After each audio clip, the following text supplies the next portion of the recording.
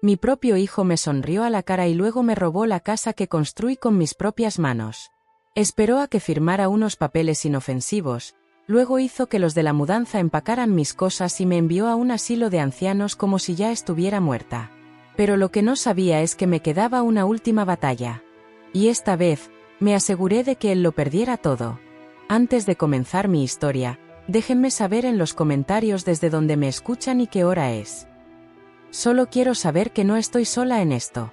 Y si lo que escuchan les conmueve, consideren suscribirse. Ayuda a que más personas tomen conciencia de la realidad del abuso a personas mayores.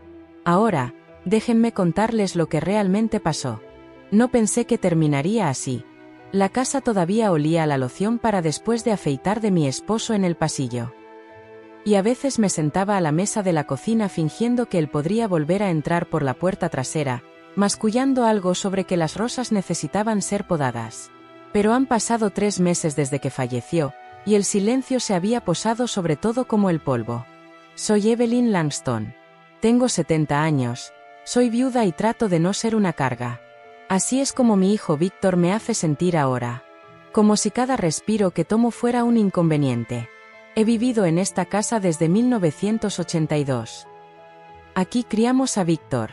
Se raspó las rodillas en ese porche, perdió su primer diente en el baño de arriba y solía quedarse dormido con la cabeza en mi regazo cuando sus pesadillas se volvían demasiado ruidosas. Ahora apenas me mira, dice que mi máquina de respiración es demasiado ruidosa, que el olor a medicina se queda en el pasillo.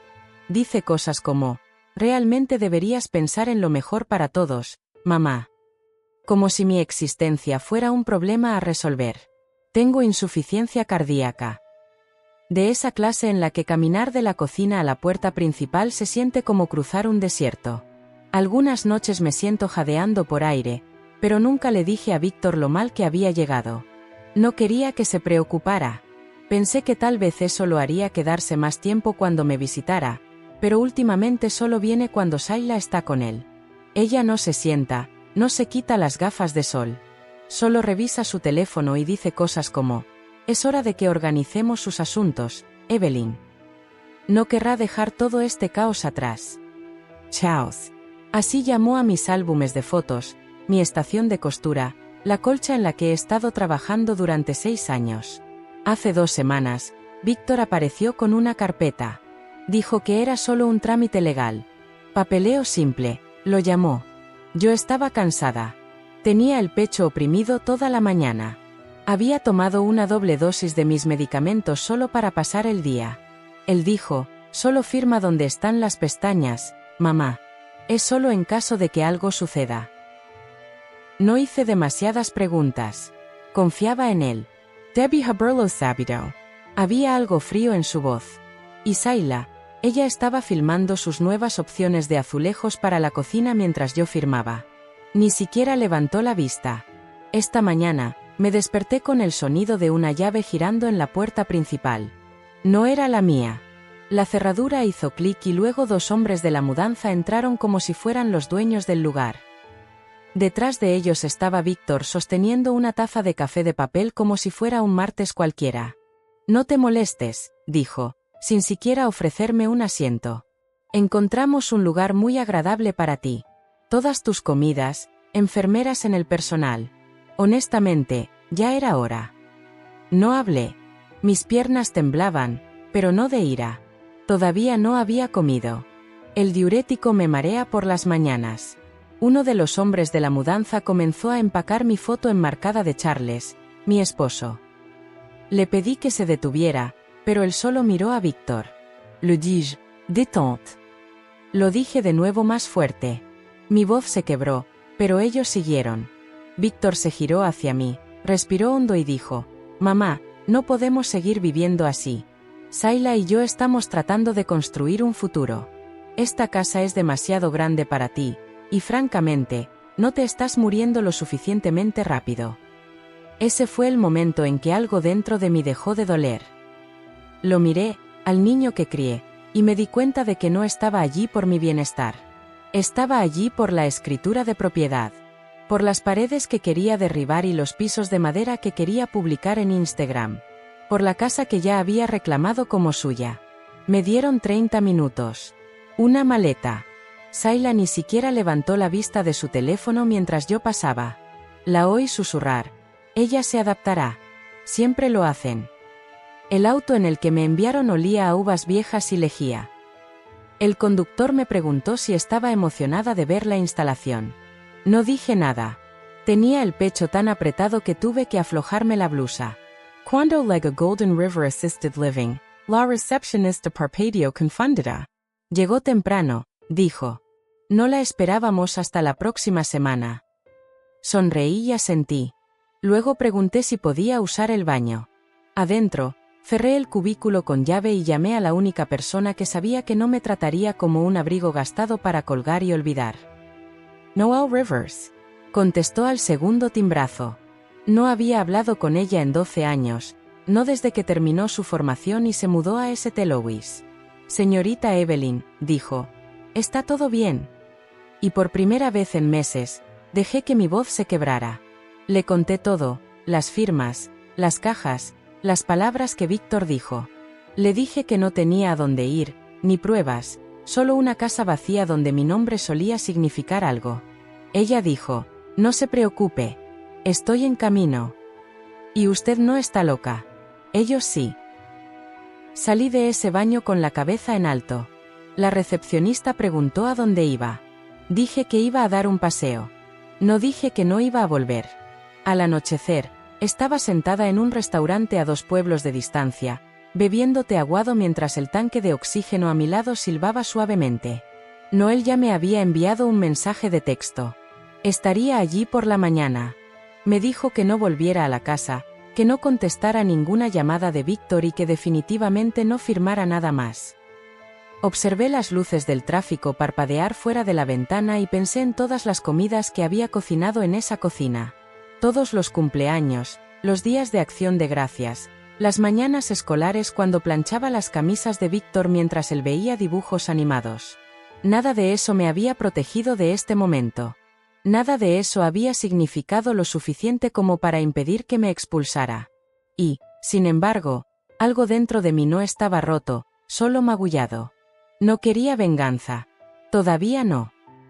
Quería que me hirieran. Me contaron como alguien cuya vida aún tenía valor, no solo como alguien que esperaba morir en silencio mientras otros hacían planes en su ausencia. El té ahora estaba frío, pero mi corazón no. En algún lugar, debajo de todo el dolor, todavía recordaba quién era, y no había terminado. Al amanecer, la camarera del restaurante me había rellenado el té 3 veces y había doblado servilletas a mi lado sin decir mucho. Lo aprecié. Hay una cierta dignidad en el silencio cuando el mundo asume que ya has tenido suficiente ruido. El tanque de oxígeno zumbaba a mi lado, constante y suave, como un amigo al que no era necesario pedirle que se quedara cerca. Cuando Noel llegó, apenas la reconocí. Ahora era más alta, con pómulos más definidos y vestía una chaqueta azul marino como una armadura. Pero sus ojos eran los mismos, cálidos, observadores y un poco demasiado serios para su edad. Señorita Evelyn, dijo mientras se arrodillaba a mi lado. Está a salvo. Asentí. Por ahora.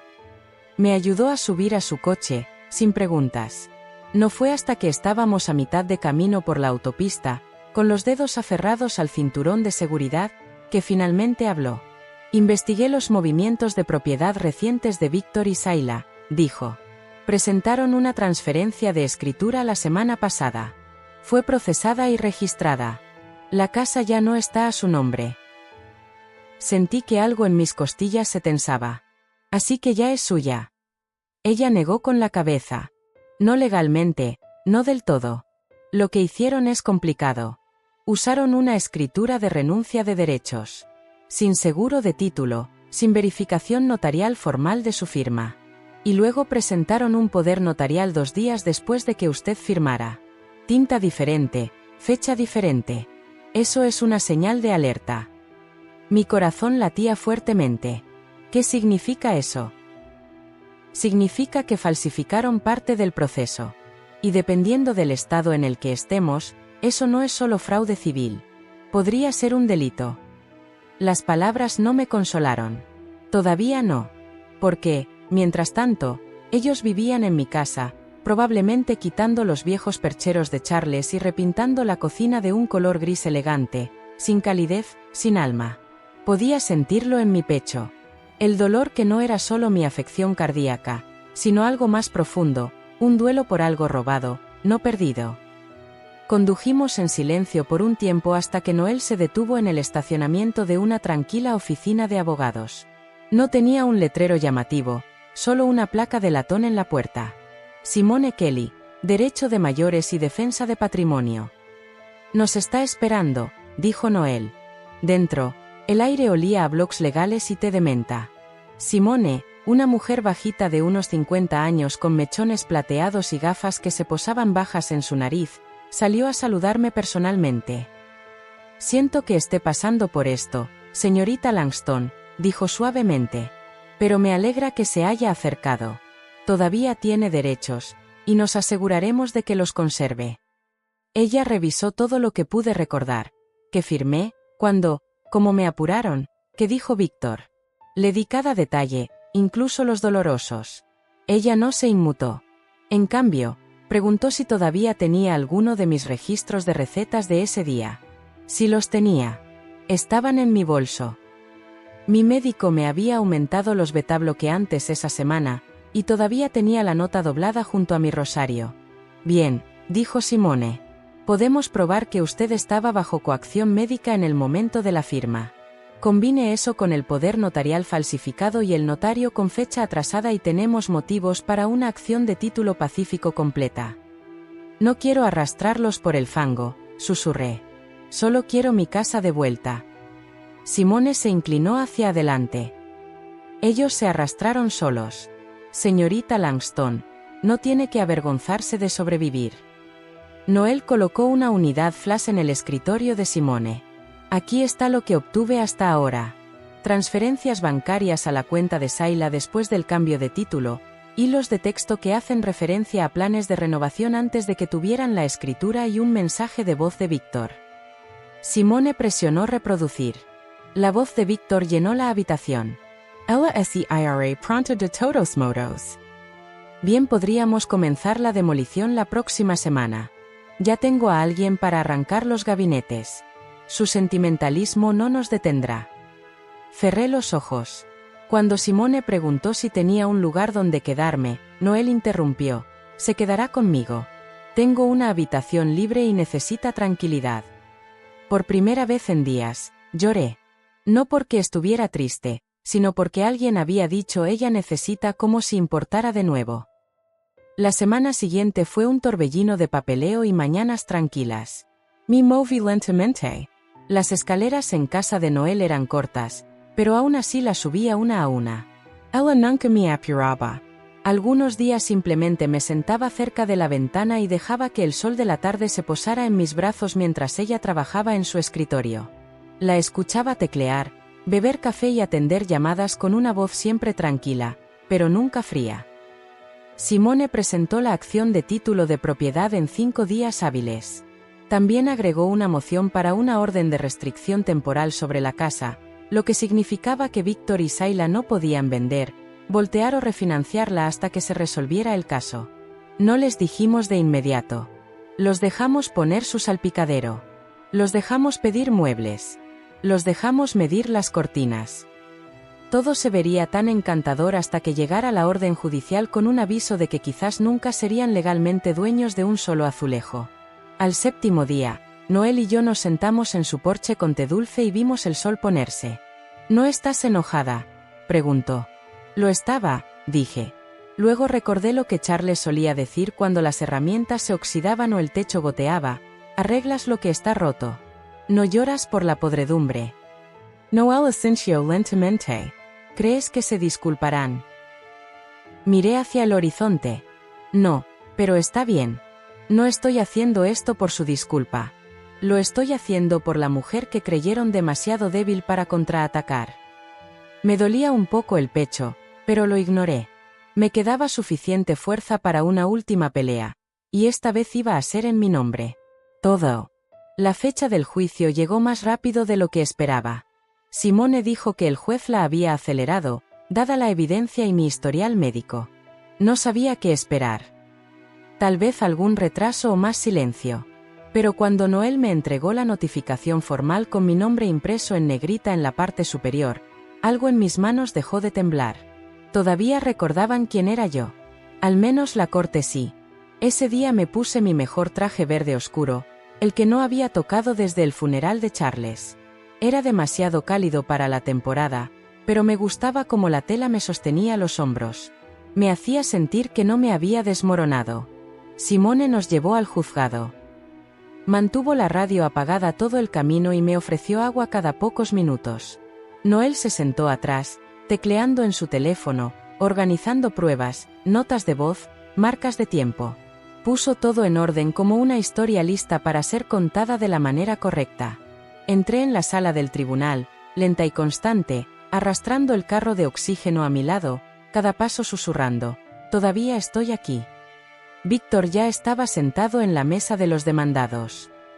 Sayla estaba a su lado, con una chaqueta color crema y gafas de sol en la cabeza como si estuviera en un brunch de negocios.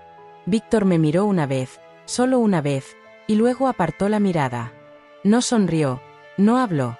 La jueza Alma Petty entró arrastrando los pies, con los rizos grises recogidos en un moño modesto, las gafas colgando del cuello. Me miró al sentarse, y por un momento, algo en su expresión se suavizó.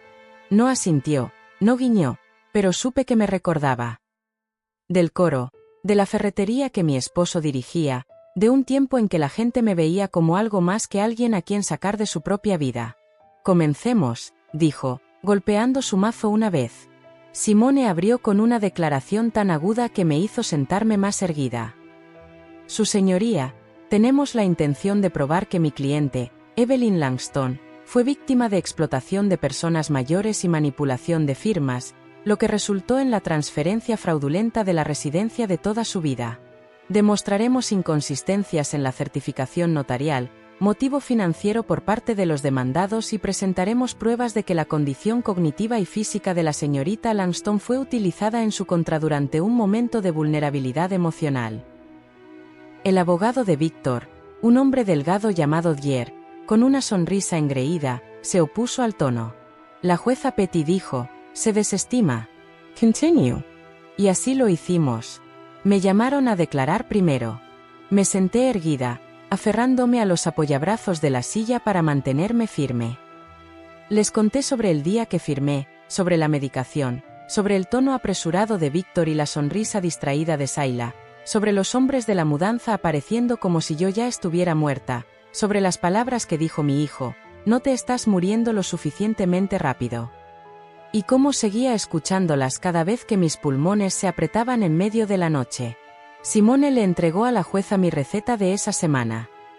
Luego reprodujo el mensaje de voz que Noel había descubierto, la voz de Víctor goteando de los altavoces. «De todos modos, ella se irá pronto. Bien podríamos empezar a demoler los gabinetes primero. Sus cosas son basura». Jer intentó objetar de nuevo. La jueza Petty dejó que el audio se reprodujera 2 veces. Luego, Noel testificó. Recorrió la línea de tiempo, la inconsistencia en la notaría, el poder notarial alterado con fecha de 2 días después de la firma. Las transferencias bancarias a la cuenta personal de Sayla etiquetadas como fondos de preparación anticipada. Sayla se movió en su asiento. Por primera vez, se veía un poco pálida. Intentaron negar todo. Jer argumentó que yo había firmado voluntariamente, que la casa se había vuelto insegura para alguien con mi condición médica, y que las acciones de Víctor nacieron de una preocupación urgente. Simone respondió sin levantar la voz. La preocupación no requiere papeleo falsificado. El amor no viene con avisos de desalojo. Cuando le tocó hablar a Víctor, se puso de pie lentamente. Noté que llevaba el reloj de mi marido. Lo había guardado en una caja de terciopelo junto a nuestra cama. «Nunca quise hacerle daño», dijo. «Ella necesitaba ayuda. No se estaba tomando sus medicamentos. La casa tenía problemas de moho. Estábamos tratando de mejorarla por su bien». «¿Sabía ella que usted estaba solicitando un préstamo de construcción a su nombre?», preguntó Simone. «Victor dudó. Sabía ella que estaba negociando una venta privada con un inversor inmobiliario 2 días después de su expulsión. Yo, miró a Sheila. Estábamos explorando opciones. Sabía ella que usted puso a la venta los muebles de su dormitorio en línea antes de que ella siquiera saliera de la casa. Silencio. La jueza Petty se inclinó hacia adelante. Usted se crió en esa casa, señor Lanston. Sí, su señoría. Y sin embargo, la trató como una cáscara para vender. No respondió, pero vi que las puntas de sus orejas se ponían rojas. Al final del testimonio, la sala del tribunal había quedado en silencio. La jueza Petty revisó los documentos en silencio durante casi 5 minutos. Luego levantó la vista. Este tribunal encuentra que la transferencia de propiedad se obtuvo mediante coacción y representación fraudulenta. Por la presente, la escritura de renuncia de derechos queda anulada. La casa, por ley, regresa a Evelyn Lanston como única propietaria legal. Todas las renovaciones se consideran no autorizadas. Los demandados tienen la orden de desalojar la propiedad dentro de los 10 días calendario y cesar cualquier actividad financiera vinculada a la residencia. Además, los documentos falsificados serán remitidos a la oficina del fiscal del Estado para una revisión penal bajo los estatutos de abuso a personas mayores. Su mazo golpeó una vez. Víctor no me miró. Sayla se levantó y salió de la sala del tribunal sin esperar. Noel exhaló a mi lado. Simone me apretó la mano. Te lo dije, susurró. No eres invisible. No lloré. En ese momento no. Todavía había demasiado ruido en mi pecho. Demasiados años de ser ignorada y de que me hablaran por encima. Pero sentí que algo crecía dentro de mí. Algo viejo, silencioso y fuerte. Había recuperado mi casa, pero también había recuperado algo más. Había recuperado mi nombre. Podría haber vuelto el mismo día. Simone me entregó los papeles de restitución en un sobre discreto. El título estaba a mi nombre de nuevo. Noel de Sheila, Noel de Victor. Cada ladrillo, cada tabla del suelo, cada clavo que había sostenido esa casa desde 1982 era legalmente mío de nuevo. Pero no volví. Todavía no. La oficina del sheriff dijo que podía entrar con los papeles y exigir entrada inmediata. Podría haberme parado en la entrada principal mientras Víctor empacaba sus cosas avergonzado. Podría haber visto a Sayla arrastrar su armario de zapatos hasta la acera y enfurecerse por el salpicadero que había pedido por adelantado, pero no quería quedarme en esa cocina y sentir el fantasma de lo que habían hecho. Naomi llevó a pasar por la casa 2 días después del fallo. Solo una vez. No nos detuvimos. Simplemente pasamos despacio, con las ventanillas subidas. Habían pintado las persianas de un beige pálido. El arbusto de azaleas que Charles plantó había desaparecido, desenterrado y reemplazado con piedras de río. Los muebles del porche eran elegantes, grises, sin alma. Había una nueva cámara de seguridad apuntando a la acera como si el vecindario fuera de repente peligroso. Esa ya no era mi casa. Ahora era otra cosa. Algo destripado y vacío, como Víctor quería que me sintiera. ¿Quieres parar?, preguntó Noel suavemente. Negu con la cabeza. Solo quería ver lo que creyeron que habían construido. Al final de la semana, el sheriff entregó el desalojo formal. Víctor y Sayla tenían 10 días para desocupar. Sayla tuvo el descaro de llamar a Simone para pedir una extensión. Simone no se rió. Solo dijo: mi cliente esperó lo suficiente. En lugar de regresar a la casa, me quedé en la habitación de invitados de Noel. Me tomaba mi tiempo por las mañanas. Bebía té en su balcón y observaba a los pájaros posarse en la barandilla. Ella me compró un cuaderno nuevo y me dijo que escribiera en él. Cualquier cosa. Viejos recuerdos, nuevos pensamientos, lo que se me ocurriera. Escribí el nombre Charles 17 veces en la primera página. Escribí la palabra hijo solo una vez. Simone llamó unos días después con una actualización. Ya se fueron, dijo. Las cerraduras están cambiadas. Las órdenes judiciales pegadas en la ventana. Es oficialmente tuya. Noel me esperaba con una sonrisa cuando colgué. No voy a volver, le dije. Lo sé, dijo ella. En su lugar, fuimos al ayuntamiento. Hay un programa de subvenciones en nuestro condado, discreto, poco utilizado, enterrado en papeleo.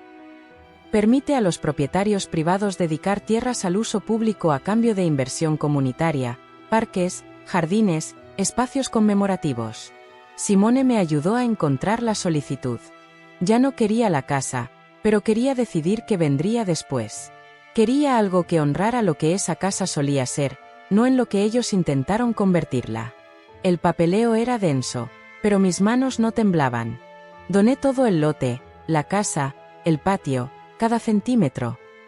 Dejé instrucciones para que la estructura fuera demolida. En su lugar, propuse un jardín, un lugar tranquilo, bancos, árboles en flor, un sendero sinuoso, sin placas, sin letreros, solo paz. Lo nombré en honor a mi madre. El Jardín Coral Langston por la dignidad. Un espacio para mujeres que habían sido apartadas, ignoradas, sacadas de la escena demasiado pronto. Un espacio para el silencio que no se sentía como una navaja. El ayuntamiento lo aprobó en un mes. Víctor se enteró por el periódico local. El artículo llevaba el titular: Sobreviviente de fraude a personas mayores convierte casa familiar en jardín conmemorativo. Había una foto mía con mi traje verde, de pie junto a Simone y Noel, al lado del letrero del jardín recién instalado. No estaba sonriendo. No lo necesitaba. Sayla dejó un mensaje de voz esa misma semana. Su voz era fina, quebradiza. Espero que estés feliz, espetó. Lo arruinaste todo. El negocio de Víctor está bajo revisión. Nuestros ahorros se han ido. Está durmiendo en su camión. Estás enferma, Evelyn. Necesitas ayuda. Lo borré. Víctor nunca llamó. Pero yo sabía lo que pasaría después. Simone me dijo que la fiscalía había tomado el informe de abuso de personas mayores. Una investigación criminal estaba pendiente. La licencia de contratista de Víctor fue suspendida. Sayla solicitó el divorcio. Noel llegó a casa una noche con 2 pequeñas estatuas de jardín que encontró en una tienda de segunda mano. Una era un ángel, la otra un pequeño zorro. Pensé que el ángel podría cuidar el jardín, dijo, colocándolas en su mesa de cocina. Y el zorro podría ser tú, tan callada, observando todo. Sunray. Tenía el pecho oprimido de nuevo, pero no era el tipo de opresión que me asustaba. Era el tipo que proviene de sostener algo durante demasiado tiempo y finalmente soltarlo. Por la noche, me acostaba en la cama escuchando el zumbido del tanque de oxígeno a mi lado. El mismo ritmo, la misma respiración. No iba a vivir para siempre, pero iba a dejar algo atrás, algo intocado por la codicia o la amargura, algo que no pudiera ser volteado, alquilado o usado como palanca, algo mío. Una tarde, semanas después, visité el jardín. Estaba tranquilo. Algunas flores habían comenzado a florecer. La ciudad había colocado los primeros ladrillos del sendero. 2 mujeres mayores se sentaron en un banco cercano, comiendo helados y hablando suavemente. No me conocían, pero estaba bien. Estaban seguras allí, y yo finalmente había llegado a casa de la única manera que importaba. No fui a la demolición. Simone se ofreció a llevarme. Dijo que el equipo de la ciudad tenía programado derribar la casa alrededor de las 10 de la mañana, pero le dije que no. No necesitaba verla caer. Ya había visto algo mucho más sagrado desmoronarse. El amor de mi hijo por mí. Aún esa mañana, lo sentí en mis huesos. El tipo de presión en el pecho que no proviene de la enfermedad, sino de saber que algo definitivo ha sucedido. La ciudad me envió fotos después. La casa se veía extrañamente pequeña sin vida dentro, solo tablas y polvo y eco. La puerta principal colgaba abierta como una boca a mitad de una confesión. Y cuando la máquina comenzó a derribarla, se dobló rápidamente como si supiera que ya no pertenecía. Miré esas fotos durante mucho tiempo. No con alegría, ni siquiera con alivio, con paz. Noel me trajo flores al día siguiente. Dijo que uno de los bancos ya recibe visitas regulares. Ella me dijo, ¿quieres ir a ver? Todavía no, dije. No estaba evitando el jardín. Solo necesitaba unos días para sentirme humana de nuevo. Es extraño lo que hace el duelo cuando se entrelaza con la justicia. No sabes si sonreír o llorar. Víctor intentó llamarme esa semana. No directamente. Usó un número bloqueado.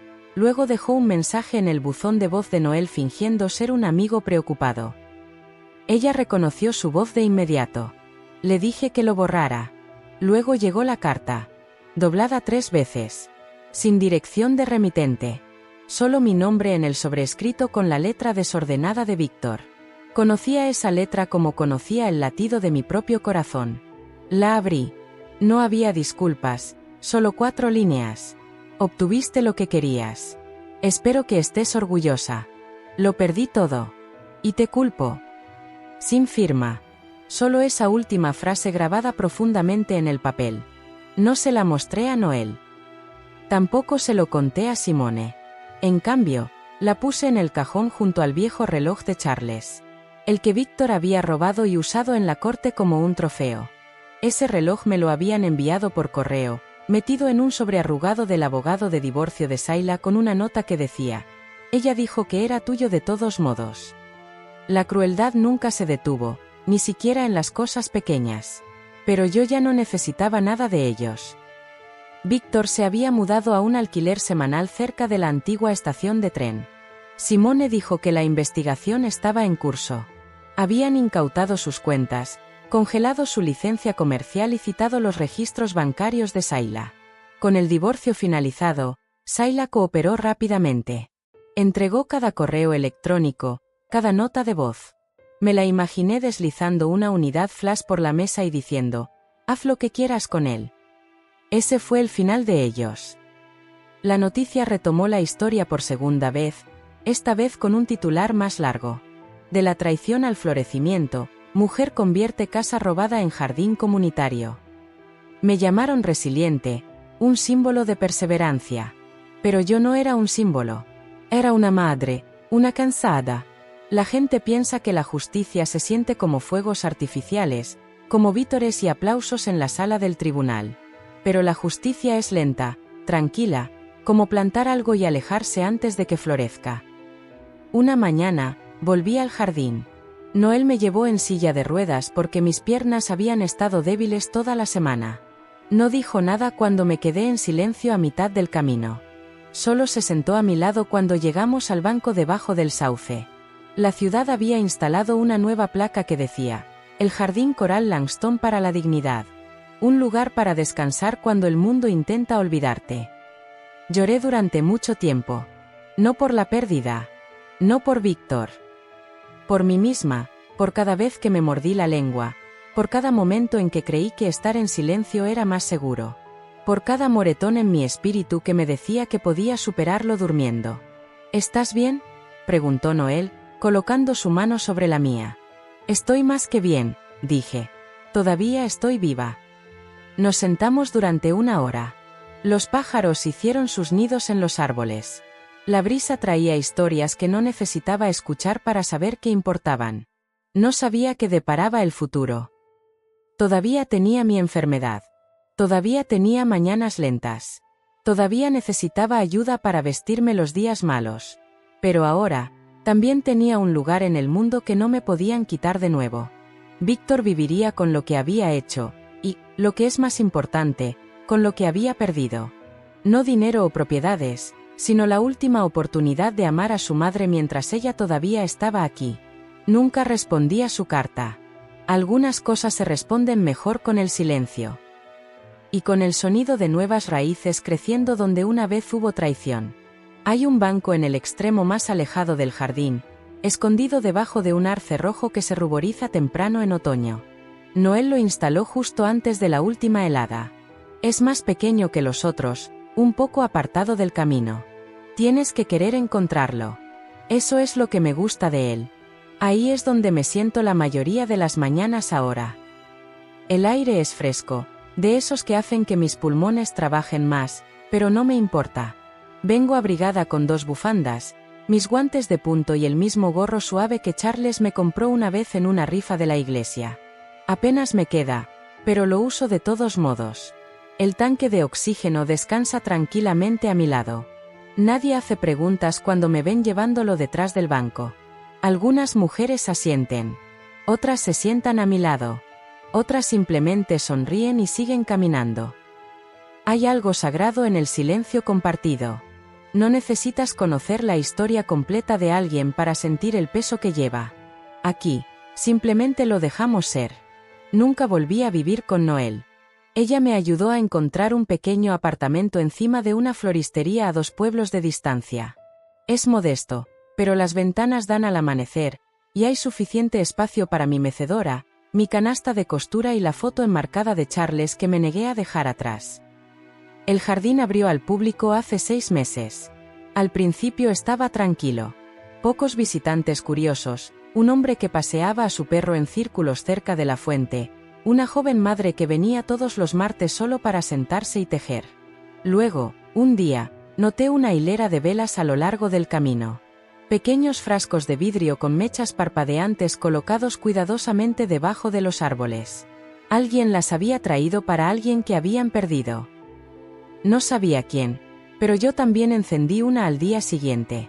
Por la parte de mí que casi perdí para siempre. Por la niña que creció aprendiendo a pasar desapercibida. Por la mujer que finalmente aprendió a ocupar su espacio. A veces la gente trae flores. A veces dejan notas en las grietas del banco o atan cintas a las ramas. Sin placas, sin etiquetas, solo gestos. Así es como lo quería. Víctor nunca vino. No volvió a escribir. No llamó. Me enteré por Simone que el caso penal se estancó. No porque fuera inocente, sino porque Sayla aceptó un trato que lo protegía a cambio de entregar todo lo demás. Perdió el negocio, se mudó de estado. No sé a dónde. No quiero saberlo. No porque lo odie. No lo hago. Dejé el odio hace mucho tiempo. Es demasiado pesado de llevar cuando las costillas ya se esfuerzan por contener la respiración. Pero hay una diferencia entre el perdón y el regreso. He hecho las paces con lo que sucedió. Eso no significa que quiera volver a escuchar su voz. Lo que quiero es más pequeño, más tranquilo, más verdadero. Ser recordada como alguien que no desapareció cuando fue desechada. Ser reconocida, no compadecida. Noel me visita a menudo. Me trae sopa en pequeños frascos de vidrio y me cuenta sobre sus nuevos clientes. No acepta dinero, así que le tejo bufandas que nunca usará y le dejo productos horneados en su coche cuando no está mirando. Jugamos un juego en el que ninguna de las dos dice gracias primero. Ella siempre gana. Simone llama de vez en cuando, también. Dice que la ciudad quiere expandir el jardín, añadir un segundo camino, quizás incluso un cobertizo comunitario para herramientas y sillas. Le dije que lo pensaría, pero en mi corazón ya lo sé. Quería quedarme así. Soy perfecta. No, inacabada de la manera más honesta. La semana pasada, una niña pequeña se detuvo en mi banco. No tendría más de 8 años.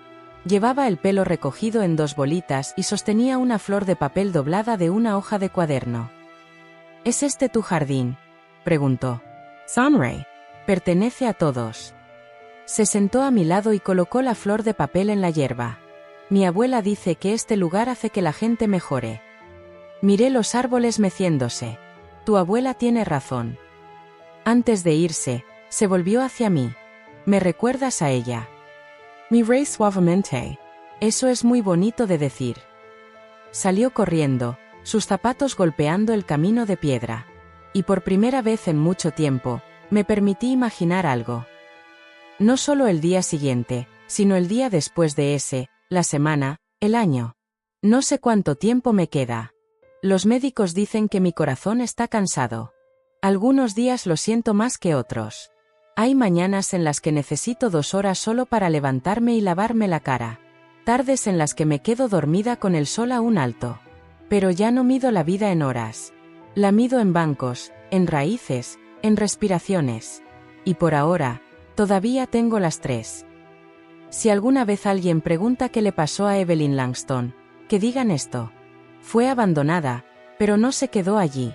Lo perdió todo y convirtió las cenizas en algo hermoso. Fue olvidada hasta que hizo que el mundo la recordara. Y lo hizo sin levantar la voz. Solo su nombre.